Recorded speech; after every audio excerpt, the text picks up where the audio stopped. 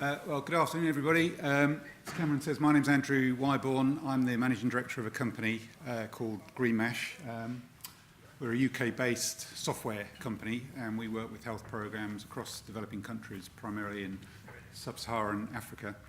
I'm going to talk about how we use the technology, what it's all about, and give you a couple of examples of where we've deployed the technology in a relevant field, NTD fields.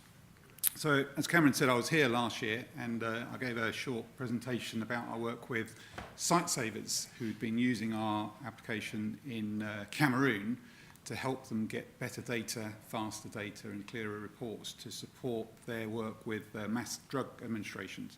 And yes, Joseph from Find seemed to like what we said, looked at the results, and next week we're about to go live in Uganda with Find, with supporting their sleep and sickness program, which I'll talk about in a moment. So a bit of background. So you're probably all familiar with Find. They were here talking this morning. They're here in the room at the moment. They're a not-for-profit based in Geneva, focused on diagnostic products. Site Savers, UK-based organisation. They're focused on avoidable blindness. They do a lot of work with trachoma, and their work in NTDs is focused on things like river blindness.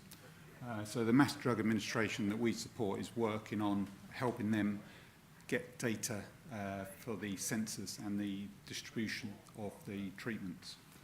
As I say, we're a software company, Greenmash, based in the UK, and the platform that we have is called Mango. So we have a mobile software application platform called Mango. We use everyday technologies, so mobile phones for SMS. We use Android devices, web forms, whatever is available in the countries that we operate in. We can use those devices to capture data and push information back down to the field. And the data itself goes into a web cloud application, generating reports and charts and maps.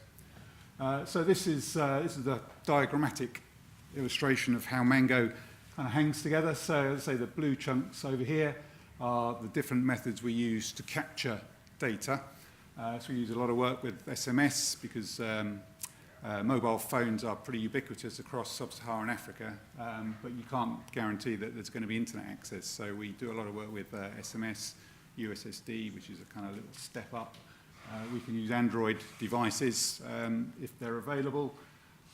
We can pull information from paper. We can provide web forms for people to input data. So whatever is available, we can make use of. The data comes in to Mango, and within Mango, we configure applications to support the requirements of the program, by which I mean we can incorporate algorithms to run calculations on the data as it comes in. We can create the workflows to automate some of the processes that are used within the programs. And we can generate the reports which are updated in real time and push those reports out either through the web interface or through email, mobile devices, even down to using SMS for reporting. So the concept is get the data, do something sensible with the data, and put it out to the people that need it to enable them to make sensible decisions. Okay, so yeah, I've probably jumped onto this slide. So the common thread between everything we do, and we work across pretty much all health areas, HIV, malaria, family planning, reproductive health, and a lot of work within NTDs. But the common thing that binds them all together is that we're collecting data from really tough environments, so last mile, rural health facilities, community health workers, and so on. We're getting that data and translating it so that it's meaningful and useful. We're making that information available to the participants in the health program, all of the stakeholders that need to see the data, and we're enabling them to make informed decisions, and the object of the exercise is to improve the performance management for the programs. Okay, so just focusing on the work we did with Site Savers. So this is what I was talking about last year. So we in 2014 we were working with Site Savers in Cameroon. The reasons they came to us was because they were having difficulties conducting the census before they did the mass drug administration. So in many cases it was, they just had to push the drugs out there and hope they got to the right people. even when they were doing the census, there were difficulties getting the data back. The data was incomplete. During the administration of the drugs, it's very difficult to see exactly what's going on the ground and to manage the teams out in the field. And you're talking about thousands of drug distributors out there, so it's quite a logistical exercise. Some of the areas they're distributing the treatments are very inaccessible. And it was taking a long time. It was taking months and months longer than it should have done. So just a quick example of how it worked in Cameroon in 2014. Because of the numbers of distributors, I mean thousands of them, we said, okay, well, look, the only thing we guarantee is they're going to have a basic handset, an old Nokia handset in their pocket. So let's use those. Let's make use of those. Let's not push any new technology in. And we'll just use SMS reporting. So that's what we did. So we said, okay, what data do you need? So they gave us, these are the key surveillance indicators. And all we did was allocated each one a simple letter. We integrated our platform with all of the mobile network operators in Cameroon, negotiated a free-to-use short code number so that it was free for the health workers to send their data in. And then each week, our platform pushed out a request message by SMS to all of the participating drug distributors, asking them to create their message and send it back in. And as soon as it did, it updated all of the reports and charts. So it's very simple, but it's very effective as well. The data came in, and these charts are updated every 15 minutes. So pretty much every time you look at it, you'll see the latest picture of exactly what's going on out in the field. We can overlay the data, charts, reports, maps, heat maps. We can bring in different data sources to show the treatment against the prevalence of the disease. Really put the data to work. So the headline results from that initial exercise were impressive. They increased the number of people censored by more than 10%. They increased the coverage for the treatment by more than 10%. On the odd occasions where there was an adverse reaction, we had a special code for that, so they were able to deal with that straight away. They reduced the time in the field by a third, and when you think about you managing thousands of people, taking out a third of the time is a big cost and time saver. They were able to manage the activities in the field because they could see what was happening, they could see who was where. They got real-time reporting in most of the cases, and certainly at the regional evaluations they had all of the data, which was a first for them. And despite all of the investment in time and money and so on, they still showed a net saving of $68,000 in the first year, and those numbers came out of an evaluation from Tulane University from a health economist. So on the back of the results that Science Savers achieved in Cameroon, they've made a big investment with us to create a global MDA platform. And just this week we've had the Science Savers team over and we've finalised the specifications. So we're in the configuration stage now. And this is just a kind of a mock-up, I guess, of how some of the reports will look, but they'll be able to see not just what's going on within each individual country program, but they'll be able to compare activities across programs. So you can see, with just some of the countries that they're going to be rolling this into. So you can see, for instance, they can compare in a live environment the censored population against the population that's been treated within the last up to the last 15 minutes. They've got control, they'll have control and visibility over their stock, because now they're starting to pay for the treatments. It's key, so they can see what's been distributed, used, and what's going to be coming back to them. So for Science Savers, it's been a really fruitful exercise, and it's one that, you can see they're rolling out now over the next couple of years, over 20 countries, 5 by the end of this year. Okay, so on to FIND. So I gave some of that talk last year, and FIND were in the room, and they thought, okay, well, we've got an issue with data collection and reporting as well, so let's see if we can do some work with Greenmash and resolve some of the issues. So, and we're about to launch next week, or we'll have to start the testing, next week, for FIND in Uganda, where they're addressing sleeping sickness. So they're using the Mango platform to improve the capture of the surveillance data, patient tracking, and reporting. Now, I'm not sure if you can see that very clearly. It's not even very clear on my screen here, but in simple terms, it just lays out the process that we're automating. So at various stages in the process, we're capturing surveillance data. So how many people have you tested? How many tested positive? How many are you referring from the RDT test on for a microscopy test, and so on. So we're capturing all this data.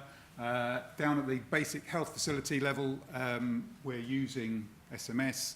When the patient moves up for further testing at microscopy level, they're going to be using Android devices to create a unique identifying code for the patient, so you can then track that individual through the various stages of the testing and the treatment. All of the data populates the reports, and it basically is going to find complete visibility across the whole of the process. So the aim of the objective exercise is obviously to eliminate sleeping sickness, and this is very much a kind of a pilot exercise in Uganda with a view to rolling this out into, I think it's 5 countries. I think they're running this program in 9 countries, and 5 of them would probably benefit from this from this way of managing the data. So they're making good effective use of mobile data and using it appropriately. So basic health facilities where there's not much connectivity, SMS. For the bigger facilities where they've got a bit more, they've got more services available, they're using Android, but it's all the data is going into Mango. And the reports, these are just some samples of some of the reports they're going to be generating. And this happens, I think it's every week. So, you know, it's a way of capturing and generating reports which is just inconceivable to do without using technology. So the benefits. So why, you know, just some quick summary. I mean, at the end of the day, if you're asking people to spend money on this type of thing, you've really got to justify, you know, what's the logic behind it? What's it going to do for me that's going to justify me spending public money or donors' money on these systems? Well, as we've seen with the Site Savers activity, when they evaluated it, had a third party evaluate it for them, they showed in year 1 a significant cost saving. The time saving speaks for itself. I mean, data literally comes from the field, hits the reports. Within 15 minutes, you've got your reports updated. You can use that information in real time to improve decision making, so you can change tack partway through activities. You can create one-to-one relationships with beneficiaries, so the patients in this case, you don't just track them through the process, but you can communicate with them on a one-to-one basis. So you can send them reminders to come in for treatment, reminders to stay on the treatment. You can alert care workers in the community if they don't turn up, so you can close that loss and follow-up gap. So there's lots of different benefits for the actual beneficiary.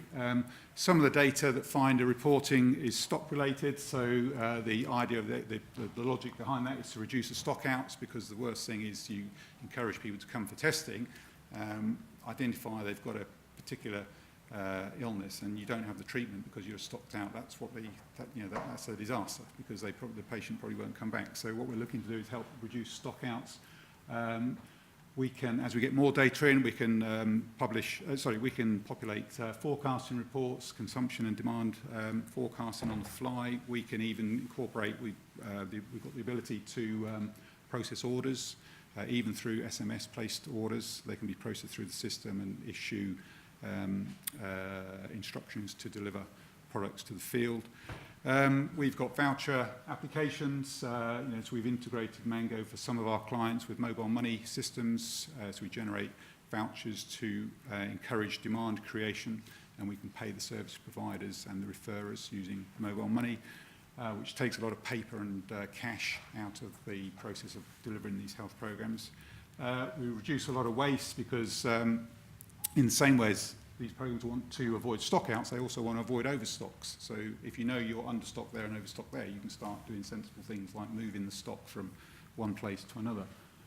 We can exchange data in real time. So I know if some of you are familiar with a system called DHIS2, which is District Health Information System. It's widely used, certainly within Sub-Saharan Africa, by ministries, and we integrate, and have got some really good examples where we've integrated the system. So the system is open, and the idea is that we interoperate with whatever other appropriate systems are out there. Training costs can be reduced because a lot of it can be done using the devices themselves. You don't necessarily have to bring people into training centres. The reporting rates are generally pretty high because people in the field engaged very actively with this. I was talking to someone earlier on about how off-putting it is for a health worker who's trying to deliver health services to have to fill in reams and reams of paper forms. Whereas this, as part of the process of putting this type of system in, is a really good opportunity to completely re-engineer the process, or certainly tidy it up, because a lot of data gets collected that never gets used. So why collect it? You know, just focus on the important stuff. You can get down the amount of data that needs collecting and then collect it electronically. It's a good incentive for the health workers to get involved. And you can even push back rewards to health workers electronically. So we've got a number of programs, including the Site Savers one, where we push down airtime credits. So if people send in the right data within a certain time period, we can push down to 40, 50 cents of airtime credit as a thank you for participating. And even things like updates, messages, that kind of stuff, you know, you can push down to health workers to keep them in the loop, because there's nothing as lonely as being in a facility in the middle of nowhere and not knowing what's going on. So that leads into the staff motivation, and obviously we can validate the data against expected results. So, brief summary, I've touched on most of these. You know, as I say, Mango is a platform. We support lots of different activities. If you're interested, come and talk to me, and here are my contact details.